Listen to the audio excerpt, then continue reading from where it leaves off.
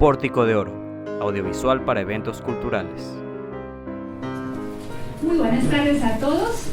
La muy ilustre Municipalidad de Guayaquil, la Dirección de Cultura y la Biblioteca Municipal les dará más cordial bienvenida al ciclo de conferencias Guayaquil Ibérico, una serie de charlas que se darán a cabo celebrando en julio a Guayaquil, a nuestra querida ciudad. Temas como baluartes y fortificaciones de Guayaquil en la colonia y propuesta del ingeniero Francisco de Requena para la defensa de la ciudad se va a llevar a cabo mañana martes. El miércoles, la cultura y la educación en tiempos coloniales. El día jueves, Ramón García de León y Pizarro, el mejor gobernador de Guayaquil. Cerramos con broche de oro el viernes con la conferencia Guayaquil en el periodo colonial tardío. El día de hoy tenemos la conferencia Proceso Fundacional de Guayaquil a cargo del conferencista arquitecto Melvin Hoyos Galarza, director municipal de cultura, especializado en gestión cultural con más de 25 años de experiencia, autor y ensayista de las obras más completas escritas sobre filatelia, numismática y notafilia. Historiador especializado en historia de Guayaquil con membresías en la Academia Nacional de Historia, Academia Nacional de Historia Marítima, Confraternidad de Historiadores Camilo de Estruje, fundador, sección de Historia de la Casa de la Cultura Ecuatoriana, Centro de Estudios Geopolíticos Antonio Parra Velasco, escritor con más de 12 obras publicadas, crítico de arte, organizador y reestructurador del Salón de Julio, Fundación de Guayaquil durante los últimos 12 años, creador del Festival de Artes al Aire Libre, FAAL por sus siglas, en el año 2000, del Festival Musical Muestras en el año 2006, del Museo y Teatrino Itinerantes también en el 2000, de las carretillas Biblioteca que están en los parques de la ciudad, del programa editorial municipal en 1997, mediante el cual se han publicado más de 150 obras hasta el momento y reeditado más de 30 obras raras y poco conocidas de nuestra historia. Creador del programa Memorias Guayaquileñas, mediante el cual enseñamos nuestra historia a los ciudadanos, haciendo uso de cómics, cuya edición y asesoría histórica corre a cargo de nosotros. Creador del concepto de conciertos didácticos que se envían con nuestra orquesta de cámara a colegios, universidades y empresas. Recibimos con un fuerte aplauso a nuestro director de cultura, arquitecto Melvin Hoyos Galarza.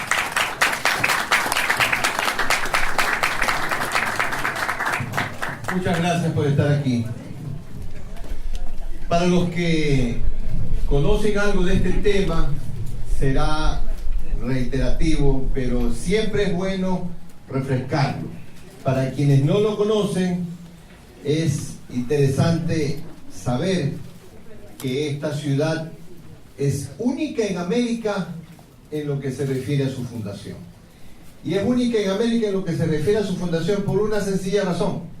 Al ser la primera ciudad que los españoles pondrían el nombre de su patrono, ellos tenían que ver exactamente dónde la colocaban, porque iba a ser una ciudad que serviría enormemente para el proceso de conquista y colonización. Es por ese motivo, y no por otro, por ese motivo, que se buscó tanto y tanto el lugar preciso para poder coger y asentar de manera definitiva la ciudad de Santiago. Pero vamos por partes. Esta es una historia que necesitamos irla desmenuzando para ir conociendo ciertas cosas que normalmente las escuchamos, pero no sabemos qué es realmente a ciencia cierta. Vamos a ver quién era Santiago y por qué la importancia para los españoles de Santiago. ¿Quién era Santiago? Sabemos que le decían Santiago el Mayor y que era uno de los discípulos de Cristo. Pero, ¿qué tan importante era este discípulo de Cristo? Muchísimo. Tanto que perfectamente entre los 12 apóstoles podemos dividir a los discípulos y a los amigos. Este era amigo, a más de ser discípulo. Su hermano Juan era amigo, a más de ser discípulo. Simón Pedro era amigo, jamás de ser discípulos. Este grupo de discípulos se los conoce como amigos directos de Cristo. Y en consecuencia, estos amigos directos de Cristo iban a ser los que más responsabilidad tendrían al momento que comenzaran ellos a regar la palabra del Maestro. Entonces, ¿qué tenemos aquí? Que de los 12 apóstoles hay un grupo exclusivo de amigos de Jesús, dentro de los cuales está Santiago el mayor. ¿Por qué el mayor? Porque había uno que era menor que él. Tan fácil como eso. ¿Qué pasa entonces con Santiago? ¿Por qué ese vínculo de este santo y de este discípulo de Cristo y de este apóstol con España? ¿Por qué ese culto a este apóstol en España? ¿Por qué es tan grande? ¿Por qué es tan importante? Vamos a ver. Santiago fue tan importante para Cristo que Santiago está prácticamente en todos los momentos claves. Santiago está en el momento en que resucita a la hija de Jairo. Santiago está en el Monte de los Olivos. Santiago está en el momento en que llega resucitado Cristo y ve al grupo de apóstoles más entrañables de él. Santiago está en el ascenso de Cristo a los cielos. Santiago es clave. Y como clave que era, cuando luego de la muerte y la resurrección de Cristo, los apóstoles se dividen el mundo para llevar la palabra de Dios, particularmente a le tocó la parte más lejana. A este le tocó la Hispania. A él le tocó la Hispania. Va a tener que atravesar la Palestina, recorrerse todo el mar Mediterráneo, atravesar el estrecho de Gibraltar actual, en ese entonces las montañas de Hércules, darse la vuelta y llegar a la Hispania, a un lugar, a una región de nombre Galaecia, la Galicia de la península ibérica. Llega este hombre, Santiago de Zebedeo, que se le llama así también porque así se llamaba su padre, o Jacobo, que era su otro nombre, Jacobo de Zebedeo, y es por esa razón que la peregrinación que existe a la fecha se llama ruta jacobiana. Santiago llega a la Galicia. Se calcula o se asume que debe haber llegado a Galicia por ahí del año 34-35 después de Cristo, ¿verdad? Entonces, ¿qué es lo que tenemos aquí? A un hombre imbuido del Espíritu Divino del Maestro, que va a comenzar a regar la palabra de Dios en toda la Hispania, que estaba conformada por la actual Portugal y la actual España. Hará discípulos, y discípulos importantes que muy prontamente van a seguir sus pasos. Durante algunos años estará en la Hispania regando, difundiendo la palabra. Pero aquí entra dentro de esta historia una suerte de mito que tiene mucho de historia, un mito medieval que dice que la Virgen María, cuando estaba por morir, le pide en oración a su hijo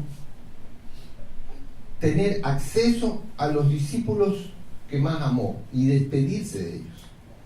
Y la Virgen María, según esta historia medieval, la Virgen María viaja hacia la Hispania, no llega a ponerse en contacto con Santiago, pero se le presenta en un lugar donde había un antiguo pilar destruido.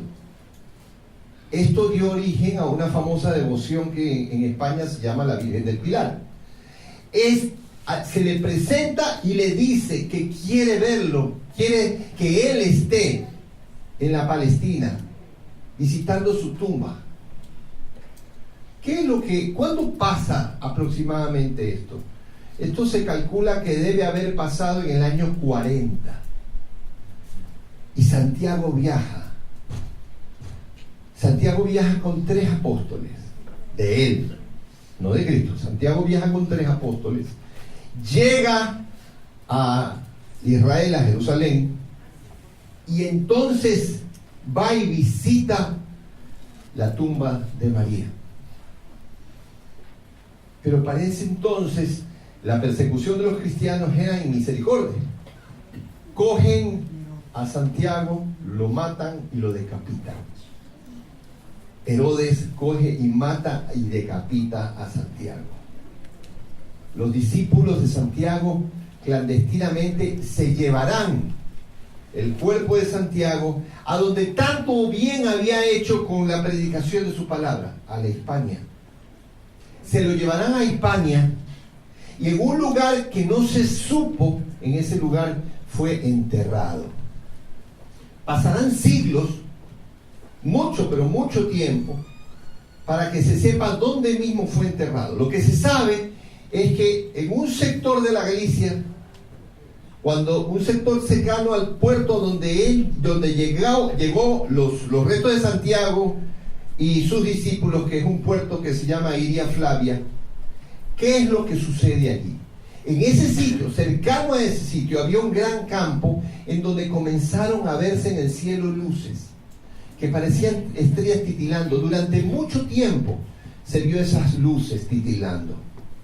Esto hace pensar de que había algo divino de por medio aquí, y comienzan a buscar en ese sitio qué era lo que daba origen a estas curiosas luces. Y descubren la tumba de Santiago. Descubren la tumba de Santiago. Estas luces que se veían en el campo, en latín le dieron un nombre a este sitio: el campo de las estrellas, el Campus Stella. Esto se derivará a otro nombre, Compostela. Y en este sitio, será en este sitio en donde finalmente encontrarán los restos de Santiago. Y a partir de ese momento adquiere una importancia sobrenatural para España. Corría el siglo VIII después de Cristo. Es desde este entonces que coge importancia Santiago. ¿Por qué? Se preguntarán. Pues muy fácil. Para esta época, toda la península ibérica estaba dominada por los moros. Y cada vez que veían gente que entraba en contacto con este lugar milagroso, divino, donde estaban los restos de Santiago, los moros mataban a los cristianos. Entonces comienza a haber una pugna entre moros y cristianos, justamente en la región de Compostela, en donde se fue poco a poco formando un pueblo que en homenaje a Santiago llevaría su nombre, y que no es otro que Santiago de Compostela. Este sitio será el lugar desde donde se origina la devoción a Santiago y desde donde nace la posibilidad de que él se convierta en el patrono de España. Conocido el tema, ya sabemos quién es Santiago, ya sabemos por qué razón ese nombre es tan importante para los españoles, y ya sabemos por qué es importante que sea esta la primera ciudad de América a la que se bautizó con ese nombre. Y no es por gusto, pues. No es por gusto, es porque tenía que ser la ciudad que ayudase a consolidar el proceso de conquista. Dicho eso, superado un tema que es importante conocerlo, porque muchos escuchamos que Santiago es el nombre verdadero de la ciudad desde el punto de vista español, pero pocos conocen con precisión quién mismo es que era. Ahora ya sabemos quién era. Ahora entremos en materia. ¿Qué es lo que pasa con el tema de la fundación de Guayaquil? El tema de la fundación de Guayaquil ha sido uno de los temas más polémicos a través del tiempo con respecto a la historia de esta ciudad, pero por una razón. Desde el siglo XIX se buscó el acta de la fundación de la ciudad y no se la halló. No se la halló, se la buscó en todos los archivos americanos y también algo en los archivos españoles, y no se la encontró. Esto provoca que en el año 1929 el Cabildo porteño convoque una junta de historiadores, dentro de los cuales estaba Pedro José Huerta, estaba Gabriel Pino Roca, José Antonio Campos Maigón, y les pide dos cosas a estos historiadores. La primera cosa, definir el nombre del fundador de Guayaquil, dónde es que fue fundada y cuándo. Y la segunda cosa que les pide es definir en dónde es que estuvo la casa del general José Villamil, conocida como la Fragua de Vulcano. dos inquietudes a ser resueltas. La más complicada, obviamente, era la de la fundación de Guayaquil. ¿Por qué? Nuestros historiadores para ese entonces no contaban ni con los recursos, ni con el apoyo, aun cuando se les exigía mucho, para poder buscar en otros repositorios documentales que no fueran los mismos de los que ya venían buscando desde hace 100 años. Entonces, ¿qué es lo que hicieron? Usaron los mismos documentos, usaron los mismos libros que se habían usado hasta ese entonces, y al final de cuentas la respuesta prácticamente fue la misma. ¿Cuál fue la respuesta? Después de 7 meses de investigaciones, entre comillas, porque ellos ya sabían lo que iban a contestar, dijeron que era Francisco de Orellana, el fundador de Guayaquil, que se había llevado a cabo la fundación el 25 de julio de 1537 y que se había llevado a cabo esa fundación en el Cerro Verde o Cerro Santana. Problema resuelto. Mentira, pero problema resuelto. ¿Por qué digo problema resuelto? Porque esas palabras fueron las que se asentaron en todos los libros de escuelas y colegios. Porque eso es lo que nos enseñaron a nosotros, le enseñaron a nuestros padres, ya lo sabían nuestros abuelos y hasta nuestros hijos nos han estudiado. Pero es mentira.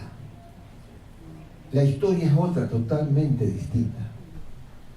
Los años pasaron, las personas estudiaban eso como una verdad inamovible, pero había historiadores que estaban preocupados porque no los convencía este tema. ¿Por qué no se convencían? ¿Y Sebastián Benalcázar, a dónde fue a parar? ¿Qué es lo que estaba haciendo por aquí en 1535? Y Hernando de Saavedra, ¿qué es lo que estaba haciendo por aquí en el año 1536? Y Diego de Urbina en 1541, ¿qué se quedó haciendo aquí? ¿Qué es lo que terminó pasando aquí? Había muchos nombres, muchos sitios, muchas situaciones. Se conocía del tema de los reasentamientos. No se podía borrar de golpe y porrazo este asunto. Y esto era entre gallos y medianoche que se preguntaban y conversaban entre círculos intelectuales esta situación. Entra aquí en este juego un personaje que no es historiador, pero es un amante de la historia. Un personaje que va a estar constantemente leyendo libros de historia, investigaciones con respecto a la historia de la ciudad, estará permanentemente interesado por el tema, pero es un ingeniero agrónomo. Este señor se llama Miguel Aspiazu Calvo. Este caballero le cae en sus manos un libro que se llama Guayaquil a través de los siglos, que había sido publicado en el año 41 por el bibliotecario de la Biblioteca Nacional de Quito, don Eliezer Enríquez, y en ese libro hablaba de un famoso libro verde, que no era otra cosa que el primer libro de actas del Cabildo Colonial de Quito. Y como en ese libro había un papel, al principio, el primer papel del libro, habla de la fundación de una ciudad que se llama Santiago, y que esa ciudad ha sido fundada de manera provisional, de acuerdo al documento que está allí, que dice provisional, el 15 de agosto de 1534, en la llanura de Liribamba, o Riobamba. Esta ciudad no existe ya. Esta ciudad es la primera ciudad que se funda con el nombre de Santiago en América, después de San Miguel de Piura, la segunda ciudad fundada en América. Entonces este hombre se llena de curiosidad, dice, pero aquí hay algo que me inclina a vincular a esta ciudad con mi Santiago de Guayaquil. Hay algo aquí. Y sigue investigando. Sigue investigando y sigue profundizando y llega a concluir que esa ciudad de Santiago, fundada el 15 de agosto de 1534 por Diego de Almagro en la sierra, en la cordillera, cerca de Riobamba, es la misma ciudad que se llamaba ahora Santiago de Guayaquil. Que la única razón por la cual no habían podido encontrar el acta de la fundación es que siempre habían estado buscando el acta de fundación de la ciudad de Santiago de Guayaquil, y eso no existía, porque la ciudad había nacido como Santiago de Quito. ¿Por qué? Porque los españoles tenían una costumbre: para ubicar en el mapa las poblaciones que iban fundando ponían el topónimo nativo, el nombre nativo del lugar, al lado del nombre castizo que ellos le estaban poniendo. Esa región se llamaba Quito. Entonces, como la ciudad que estaban fundando se llamaba Santiago, para ubicarlo en el mapa que iban formando, le pusieron Santiago de Quito, porque estaba en la región de Quito. Pero eso ya se llamaba Santiago realmente. Quito era un topónimo antiquísimo que existía desde antes del descubrimiento de América.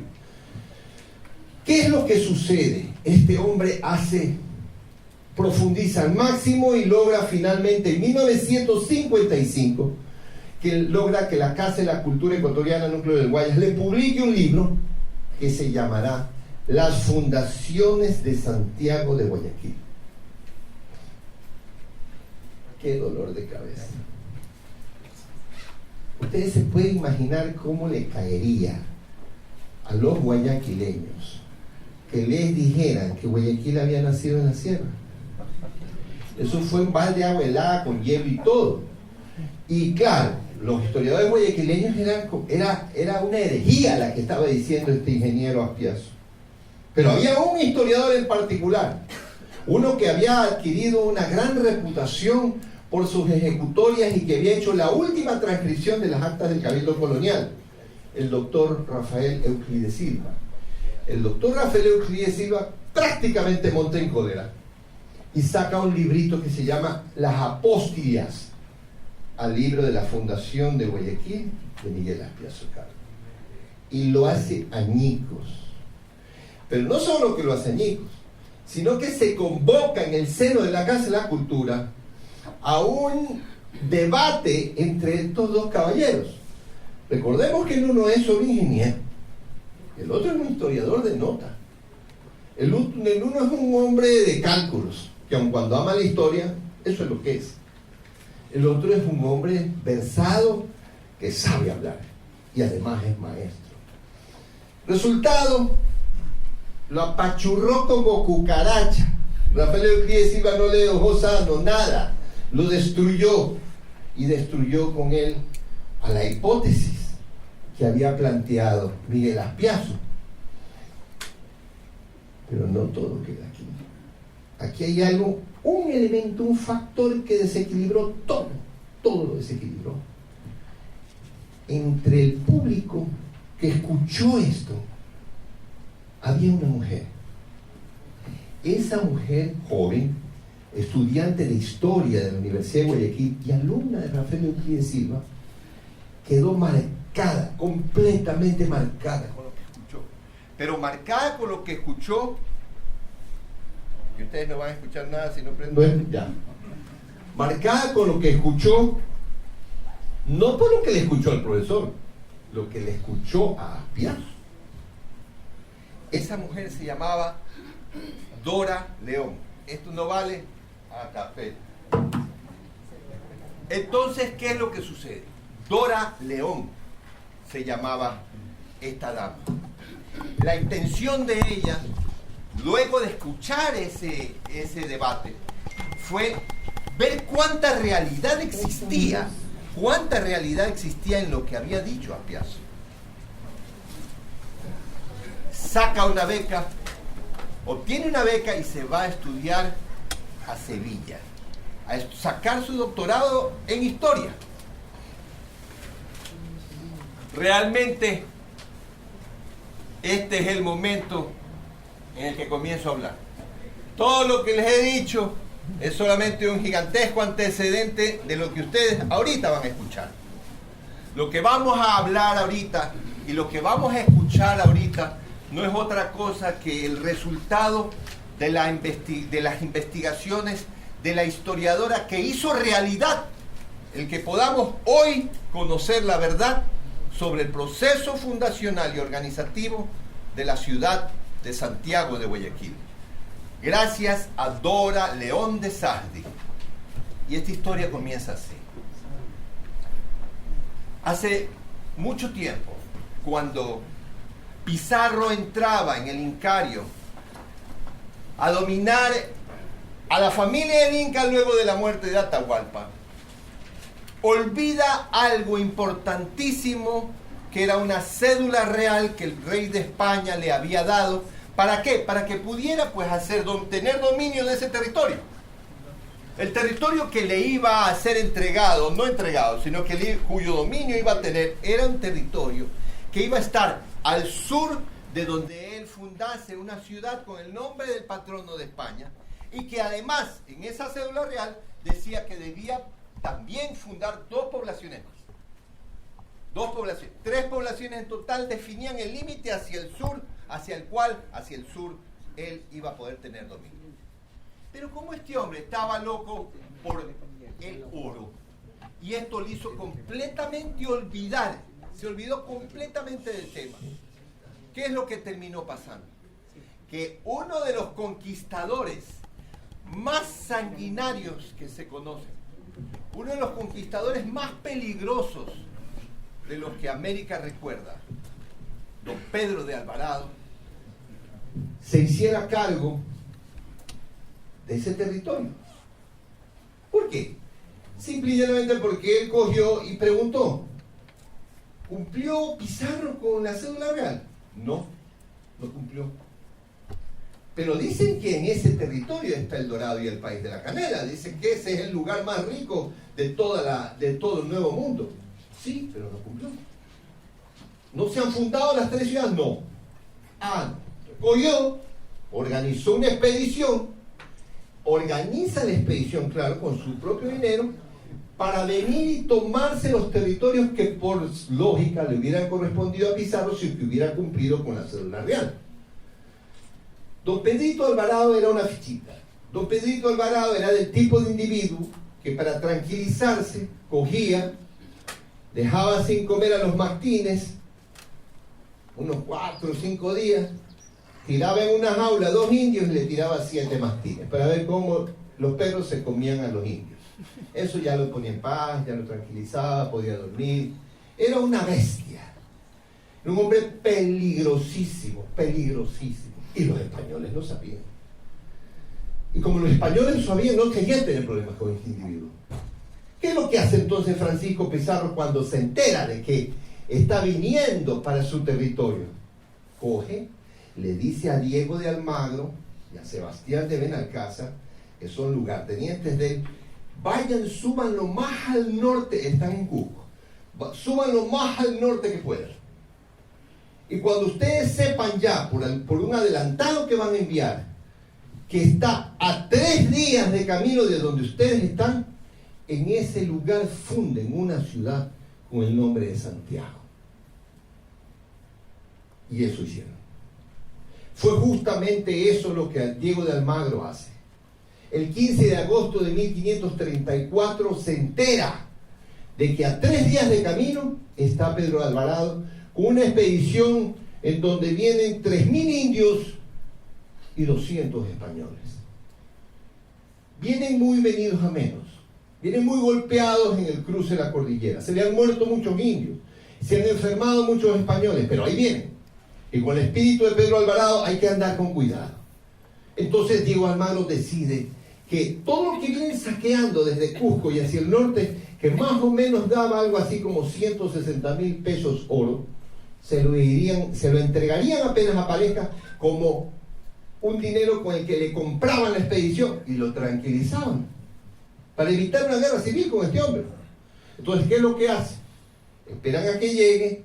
Cuando llega Alvarado, monta en cólera, pero tiene que reprimirse. ¿Por qué? Porque ya es un hecho consumado la creación de la ciudad de Santiago en la región de Quito. Es un hecho consumado. La ciudad de Santiago existe, acepta el oro, y le dice entonces Diego de Almagro a Sebastián de Benalcázar: cuando yo me vaya de aquí hacia el sur, porque tengo que viajar con Pedro Alvarado hacia el sur, a donde Francisco Pizarro, para que me autorice legalmente entregarle este oro, tú partes y buscas en dónde reasentar la ciudad de Santiago, porque como habrás visto, en el acta de la fundación de esta ciudad, dice claramente: fúndase de manera provisional en este sitio de Liribamba la ciudad de Santiago el Mayor. 15 de agosto de 1534. ¿Qué hizo Sebastián de Benalcázar? Sebastián de Benalcázar, previo a partir, habrá fundado el 28 de agosto de 1534 otra población, la Villa de San Francisco de Quito, no ciudad, la Villa de San Francisco de Quito. Y habrán encargado a otro conquistador, Francisco Pacheco, coger y fundar la Villa de San Gregorio en Puerto Rico. 3 poblaciones, tal y como exigía que fuera la fundación o el dominio de los territorios de Pizarro, la cédula real de Carlos V. Perfecto, así fue. Viajará, antes de viajar Benalcázar hacia el sur, ¿qué es lo que va a hacer? Cambiará de lugar a la Villa de San Francisco de Quito, más hacia el norte, y la establecerá, como digo, más hacia el norte, el 6 de diciembre de 1534. Se calcula que entre enero y febrero debió salir del año 1535, y así lo hace saber Dora León, que entre enero y febrero de 1535 debió salir hacia el sur, y que casi mete la pata, porque dice, cuando llegó a un sitio en donde había una gran red de ríos, dijo, este es el lugar. Y uno de sus capitanes, Diego de Daza, le dice, no, porque estamos muy lejos del mar. Y el capitán Diego de Almagro ha dicho que tiene que ser un sitio en donde el mar esté junto a una red de ríos. Casi reasienta la ciudad de Santiago en Tomebamba, el sitio donde actualmente está Cuenca. Entonces, ¿qué es lo que hace este señor? Allá en el sector de Tomebamba, gira, se da la vuelta y viaja y baja hacia la costa. Estoy hablando de Sebastián de Benalcázar. Baja hacia la costa. Está viajando hacia la costa y comienza a cruzarse con nativos gentiles, con gente jovial, con gente que los recibe con una sonrisa, y por medio de sus intérpretes pregunta, ya ve el mar, pregunta, ¿cómo se llama esta región? Y le contestan, esta región se llama Guayaquil. ¿Cómo? Sí, esta región se llama Guayaquil. Primero que nada, señores, tenemos que saber que la lengua que aquí se hablaba no era el quechua. Hay una confusión terrible que dice que se hablaba el quechua y lo que se hablaba era el safiqui, que es la lengua que aún hablan los indios cayapas. Esa lengua tiene una traducción distinta de la palabra Guayaquil a la que tiene el quechua. En el quechua es casa grande, en safiqui no es casa grande, es tierra fértil. Gua, tierra, illa, fértil, y quil es como una contracción del gentilicio quilcas, que es una de las 5 tribus más poderosas de la cultura manteño-huancavilca, que estaba conformada por 17 tribus. Entonces, ¿qué termina siendo Guayaquil? Guayaquil era la tierra fértil de los quilcas, que era toda la tierra bañada por el Dauri y el Babahoyo. Estaba entrando en la tierra fértil de los quilcas este hombre, Sebastián de Benalcázar. Y ahí en el sitio donde hoy está Boliche, había un pueblo nativo, que era manejado por un cacique que dicen que se llamaba Guayaquil. Y el territorio se llamaba Guayaquil, y el río también se llamaba Guayaquil. Entonces, ¿qué es lo que debemos suponer? Que este hombre lo que era realmente era el cacique que manejaba todo esto que se llamaba Guayaquil, y por eso era el cacique de Guayaquil. Y el cacique de Guayaquil recibirá gentilmente a los españoles. Y los españoles, mandados por Sebastián de Benalcázar, serán de los españoles más brutos que vendrán aquí. Disculpen el término, pero estos sí que eran brutos. ¿Por qué? Porque Tapia y Daza, que eran los hombres de confianza de Benalcázar, se equivocaron del cabo a la mitad cuando se va a Sebastián de Benalcázar. La relación entre españoles y nativos de ese pueblo que estaba junto al actual Boliche, la relación numérica era 10 indios por español. Y apenas se fue Sebastián de Benalcázar, se entregan a todas las francachelas habidas y por haber, a beberse todo lo que los mareaba y obviamente a violarle a los indios del lugar. Y si la relación numérica era 10 indios por español, lo menos que podíamos esperar era que los maten. No sé qué tendrían en la cabeza, pero francamente era increíble que ellos pensaran que no iba a haber reacción.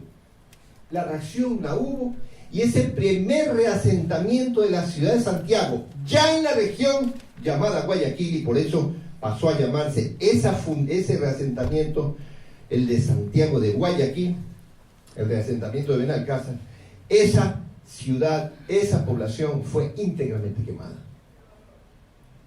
Pero como bien dicen, que hierba mala nunca muere, justo los que armaron el relajo se salvaron.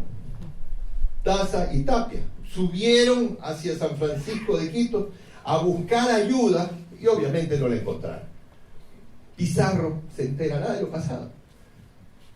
Y él sabe, porque así se lo ha dado a conocer a Almagro, porque así lo sabía Benalcázar, que la fundación de la ciudad de Santiago era vital, de esa primera ciudad de Santiago, era vital para los objetivos de conquista.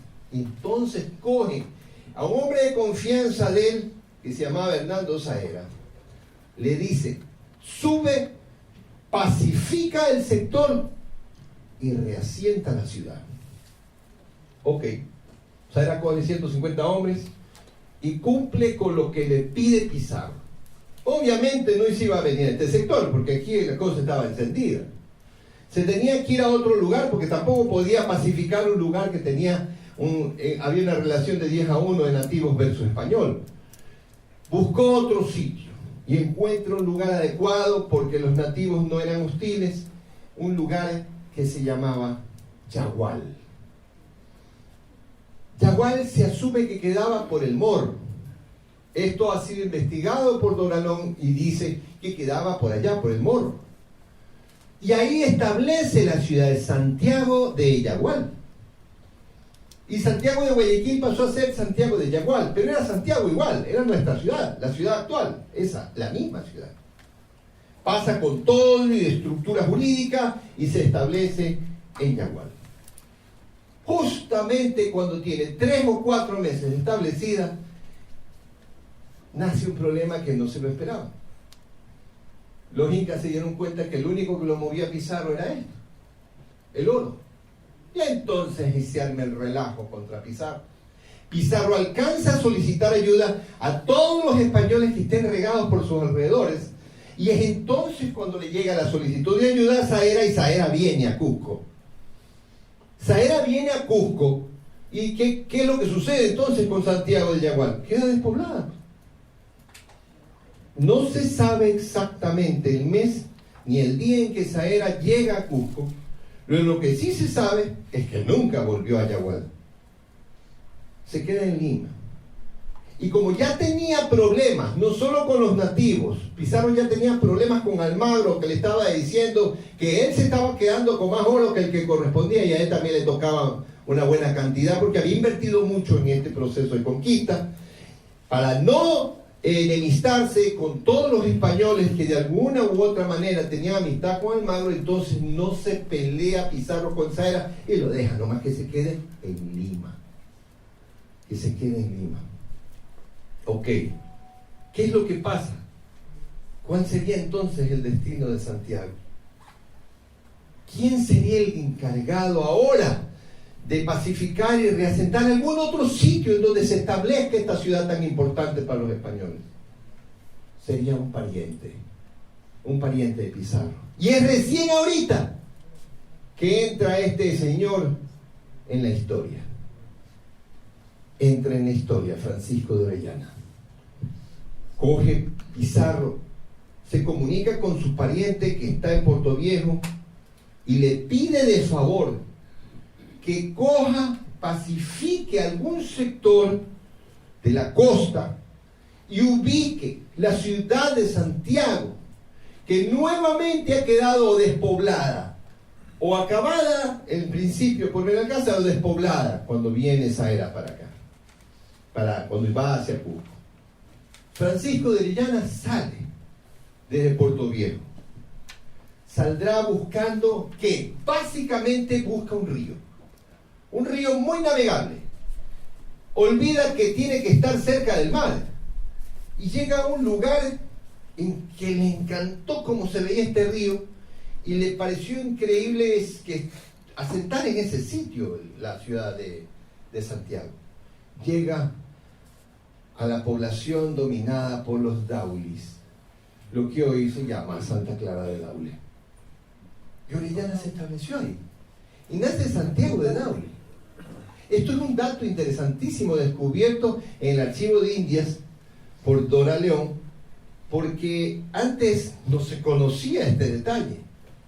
Bueno, se establece allí y no han pasado ni 2 meses y medio cuando le llega una carta desde Cusco, de Pizarro, pidiéndole de favor que corra, que vaya lo más pronto posible porque se ha armado un problema gigantesco con Almagro y con su gente, y esto ha devenido en una batalla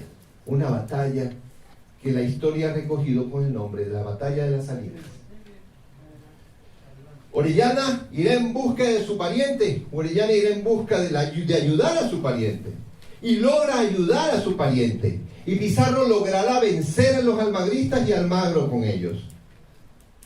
Y ahí será cuando le diga, estamos en 1537, ahí será cuando le diga a Orellana: Pizarro, por favor, necesito desesperadamente que cojas, pacifiques algún sector, y recuerda que tienen que ser ríos cerca del mar, y pongas y reasientes la ciudad de Santiago.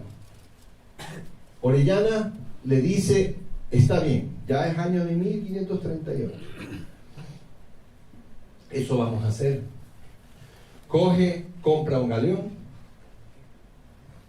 habitualla el galeón, pone caballos y españoles en el galeón y comienza a navegar hacia el norte, siempre pegado hacia la costa. Después de un tiempo de navegación, según Dora León, Orellana ve una gran punta de tierra que divide a un enorme río, un río anchísimo, y le dice a su capitán: esa culata está dividiendo, está dando origen a un enorme río. Dice: ese lugar es perfecto, este sitio. Ven estos ríos enormes que llenan y se desembocan en el mar, generando este enorme río. Aquí tenemos que establecer la ciudad de Santiago. Viene pegado hacia el costado derecho. Julio Estrada de Casa hace énfasis en su libro de la Fundación de Guayaquil, publicado en el año 1971, luego de que Dora León saque todos sus planteamientos, hace énfasis en este detalle. Siempre pegado a la derecha, verá Orellana un cerro, y hará que en ese cerro se establezca la ciudad de Santiago. No es el Cerro Verde, es el Cerro Las Cabras de Durán. Es otra cosa, ¿no? Nos han contado otra cosa, definitivamente. Ahí coge, se baja con Diego de Urbina, que es uno de sus hombres clave, se establece, año de 1538, se establece la ciudad de Santiago y crecerá. ¿En qué momento estas cosas comienzan a fallar?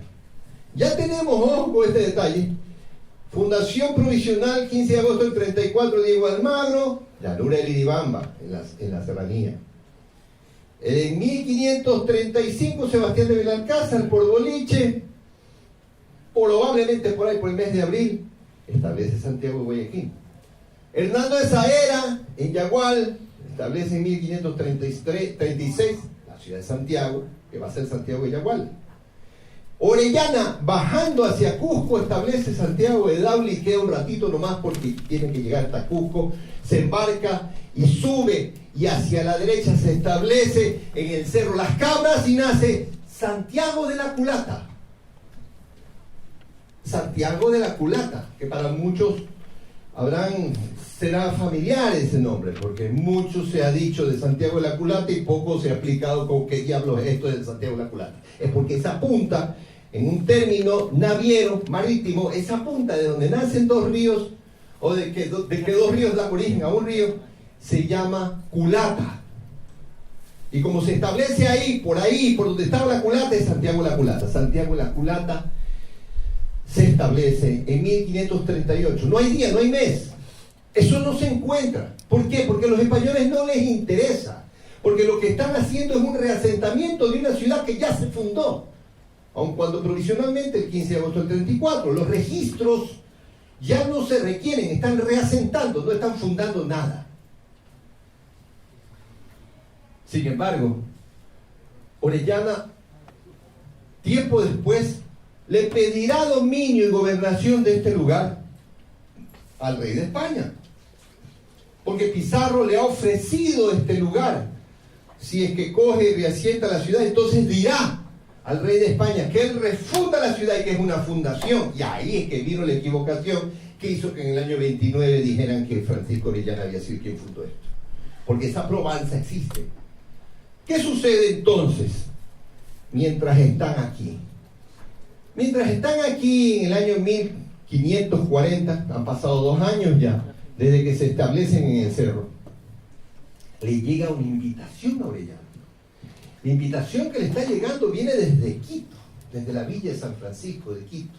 ¿Quién lo invita? Lo invita Gonzalo Pizarro, ha sido nombrado gobernador, y lo invita al evento el nombramiento, pero más que nada lo invita porque quiere que él se le una en una increíble expedición. Pizarro le dice, Gonzalo, el hermano de Francisco, le dice: sé el derrotero del Dorado y el país de la Canela. Chuf, los ojos de Orellana. ¿Por qué? Andan atrás de oro, nada más los mueve. No los mueve traer la palabra de Dios, la palabra de Cristo, el sacro. No, eso es mentira. Los mueve la búsqueda de riqueza. Entonces, Orellana, al ver que ya le está diciendo pues que ya sabe cómo llegar, se viene a Guayaquil soplado, llega acá. ¿Y qué es lo que hace acá? Lo mete en el problema más grave que ustedes puedan imaginarse, a Diego de Urbina, su lugarteniente. ¿Por qué? Porque ese hombre, Diego de Urbina, va a ser el que se quede a cargo de Guayaquil, de Santiago de la Culata, perdón. Va a ser el que se quede a cargo de ella. ¿Y cómo es que lo mete en un problema? Porque vino a reclutar indios, y no es que le vino a reclutar a los indios y dijeron: ¿quieres venirte conmigo? Mira, que te podemos hacer un billetito. No. Viene a punta de palo, recluta a los nativos, y bueno, los llevó a punta de palo, ok, pero se le llevó las armas a Urbina. Dejó este pueblo, lo dejó desarmado. Esas son cositas, tips que no se dicen de Orellana, pero esa es la verdad. Dejó desarmado a Urbina y lo dejó con un problemón. ¿Cómo resolver el odio con el que se quedan los nativos? Y parte hacia Quito, que era desde donde saldría la expedición en búsqueda del Dorado y el país de la Canela, que al final de cuentas lo que descubrió fue el río Amazonas, y fue muy objetado por haber abandonado a Gonzalo Pizarro y no haber podido venir de regreso. Claro, ¿cómo iba a venir de regreso con tamaña corriente que tenía ese río? Ni así le hubiera puesto un motor fuera de borda al barco. Pero ¿qué es lo que sucede aquí? Lo que sucede aquí es que esta ciudad de Santiago de la Culata, para el año de 1541, va a tener un problema gigantesco. Y el problema es que 3 tribus que eran enemigas naturales se unieron para coger y cercar la población de Santiago: los chonos, los daulis y los punaes. Los punaes llegan a tal nivel de insidia y de metida de terror a los españoles que cogen, y a un cura famoso en nuestra historia, el padre Valverde, que para mala pata el cura coge y para en la isla Puná, lo agarran, lo desmembran, se lo comen y la cabeza se la mandan de regalito a Diego de Urbina. Es para meterle miedo. Urbina sabía de que esas eran las estrategias de los punaes para meter miedo. Porque no es que eran antropófagos, eran una antropofagia ritual que eventualmente la hacían nomás. Entonces, claro, Urbina dice: estos creen que me van a meter miedo, yo sé en las que se hallan. Él ha acogido y se ha preparado también para ese sitio al que ha sido sometido, y comienza, lo que hace es sacar al pueblo de Santiago, lo saca clandestinamente vía Puerto Viejo y se queda en el sitio, se queda para hacerle frente a los nativos, y como era un buen estratega, les gana la guerra a los nativos, mata a 4 caciques, a los caciques principales que tenían los nativos que se les estaban enfrentando, y no continúa el enfrentamiento, sino que entra a conversar con los demás líderes. ¿Qué es lo que quieren ustedes? No los queremos ver aquí. El odio que había despertado el español en el espíritu de los nativos era enorme, y tenían toda la razón del mundo, porque los nativos no se portaron mal cuando llegaron los españoles, siempre ayudaron, pero siempre los españoles abusaron de ellos en este tiempo que fue el proceso de conquista. ¿Qué es lo que hace Diego de Urbina? Corre el año de 1542 para ese entonces. Les dice, me voy a Lominchao. ¿Qué era Lominchao? ¿Qué señalaba Diego de Urbina?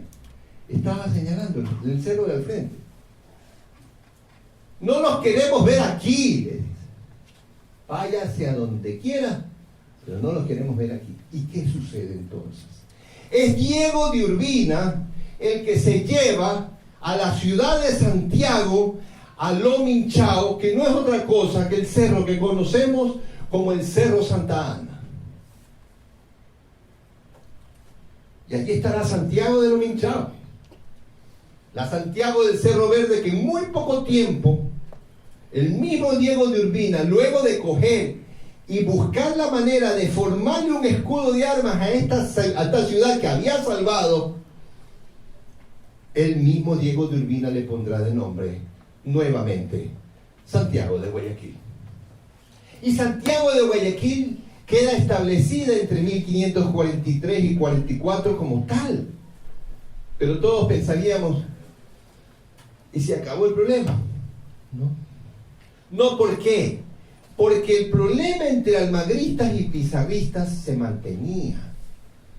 Y por esas cosas del destino, la Villa de San Francisco de Quito estaba llena de almagristas y nosotros todos éramos pizarristas. Entonces, Pedro de Puelles, un conquistador de triste recuerdo, toma la decisión de viajar hacia la ciudad de Santiago, acoger y apresar a los líderes que eran pizarristas. Como aún la ciudad de Santiago estaba prácticamente desarmada, era solamente ingenio lo que había permitido que le ganaran a los nativos. Como aún sucedía eso, evita ese enfrentamiento Diego de Urbina y saca la población de Lominchao y se la lleva a Puerto Viejo. En Puerto Viejo había como hacerse fuertes, había como, también era pizarrista, había como hacerle frente a cualquier situación negativa. En este sitio, dice Dora León que 2 veces sale de este lugar, pero que siempre regresará a Puerto Viejo. Pero que será en el año de 1546 en que, dándole la responsabilidad de un nuevo traslado a uno de sus capitanes de nombre Francisco de Olmos, hará que la ciudad viaje ¿hacia dónde? Que regrese al sitio, al mejor sitio que antes había encontrado, a un sitio que era superior a todos los emplazamientos que antes había tenido, que regrese a Lominchao. Y la ciudad regresa a fines de 1546 a Lominchao, a ese cerro que conocían como Cerro Verde, a ese cerro que después ellos mismos le pondrían el nombre de Santana, la madre de la Virgen María. Y allí se establecen de nuevo. Y durante todo el medio año que vendrá después, en 1547, aprovecharán para consolidar el establecimiento. Y será Francisco de Olmos el que el 25 de julio, la fecha de su patrono Santiago el Mayor, llamará a un cabildo ampliado en la ciudad de Santiago. ¿Para qué? Para dar por terminado el paseíto. Estaba listo, se acabó esto. Aquí nos quedamos. Como podrán darse cuenta ustedes, esta historia pues es tremendamente larga y es única en la historia de América. No existe otra ciudad de América que haya experimentado esta forma de fundarse, esta forma de nacer. Hay ciudades que han sido reestablecidas o repuestas en otros sitios, pero 2 veces máximo. Pero las reubicaciones de Santiago son muchas. Fundada provisionalmente el 15 de agosto de 1534 por Diego de Almagro en la llanura de Diribamba. Reasentada por primera vez por Benalcázar en Boliche, el actual Boliche, en 1535, se asume que para abril. En Yagual, establecida o reasentada por Hernando Saavedra en 1536, quedando despoblada. Y en Daule, establecida en 1537 por Francisco Orellana, quien la va a traer en 1538 al Cerro Las Cabras, en donde nacerá Santiago de la Culata, para que en el año 1542 la establezca en el Cerro Verde o Cerro de los Minchao, Diego de Urbina, y para que sea movida nuevamente para evitar una guerra civil entre españoles hacia Portoviejo y regresada a los Minchao, para que el Cabildo lo establezca de manera definitiva a la ciudad el 25 de julio de 1547. Muchos lugares, muchos años, muchos responsables de los reasentamientos, pero una sola historia, la verdadera historia del nacimiento de nuestra ciudad, Santiago de Guayaquil. Gracias.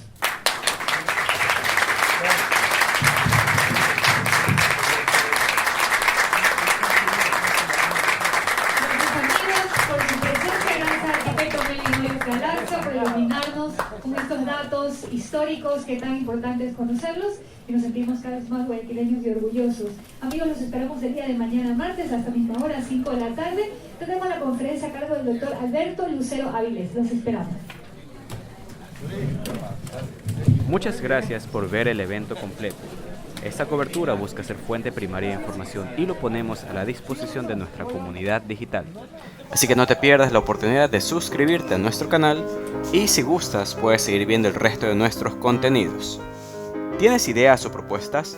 Pues ya lo sabes, Pórtico de Oro, plataforma para propagar tu mensaje.